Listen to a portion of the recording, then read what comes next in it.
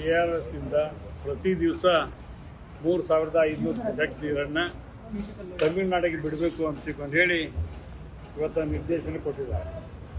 ಈಗಾಗಲೇ ಮಾನ್ಯ ಮುಖ್ಯಮಂತ್ರಿಗಳು ಸಂಬಂಧಪಟ್ಟಂಥ ಜಲಸಂಪನ್ಮೂಲ ಸಚಿವರಂಥ ರಾಮಲಿಂಗಾರೆಡ್ಡಿ ಸಾಹೇಬರು ಅದರ ಬಗ್ಗೆ ರಿಯಾಕ್ಟ್ ಕೂಡ ಮಾಡಿದ್ದಾರೆ. ನಾನು ತಮಿಳುನಾಡಿಗೆ ಕಳೆದ 30 ವರ್ಷದಿಂದ ನೋಡ್ಕೊತಾ ಬರ್ತೇನೆ. ಯಾವಾಗ ಕರ್ನಾಟಕದಲ್ಲಿ ಜಲಾಶಯದಲ್ಲಿ ನೀರು ಇರುವುದಿಲ್ಲ ಆವಾಗ ನಮಗೊಂದು ಪರೀಕ್ಷೆ ಕಾಲ ಬರುತ್ತೆ. ನಾವು ಹೆಚ್ಚು ನೀರು ಬಿಟ್ಟಾಗ ಅದನ್ನು ಲೆಕ್ಕಕ್ಕೆ ತಗೊಳ್ಳೋದಿಲ್ಲ. ಇವತ್ತು ಹವಾಮಾನ ಇಲಾಖೆ ವರದಿ ಪ್ರಕಾರ ಇವತ್ತು ನಮಗಿರ್ತಕ್ಕಂಥ ಮಾಹಿತಿ ಕುಡಿ ನೀರಿಗೂ ಕೂಡ ತೊಂದರೆ ಇದೆ. ಮತ್ತು ನಮ್ಮಲ್ಲೇ ನೀರಿಲ್ಲ, ನೀರು ಬಿಟ್ಟು ಏನಾಗಬೇಕನ್ನೋದು ಜನರು ಮತ್ತು ಕನ್ನಡ ಪರ ಸಂಘಟನೆಗಳು ರೈತರು ಕೂಡ ಎಲ್ಲ ಹೋರಾಟ ಮಾಡ್ತಕ್ಕಂಥದ್ದು ನಾವು ನೋಡ್ತಾ ಇದ್ದೇವೆ.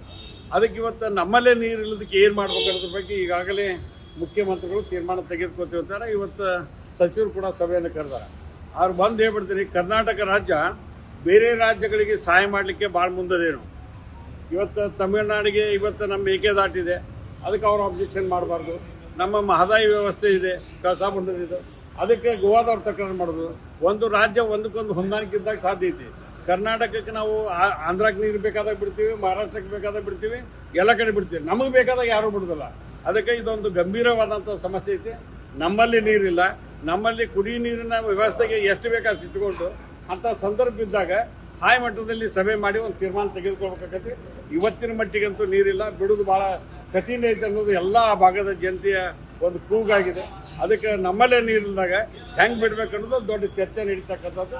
ರೈತರ ಹೋರಾಟಕ್ಕೆ ಸ್ಪಂದನೆ ಮಾಡ್ತಕ್ಕಂಥದ್ದು ನಮ್ಮ ಕರ್ತವ್ಯ ಅನ್ನುವಂಥ ಹೇಳಿಕೆ ಬಯಸ್ತೇವೆ.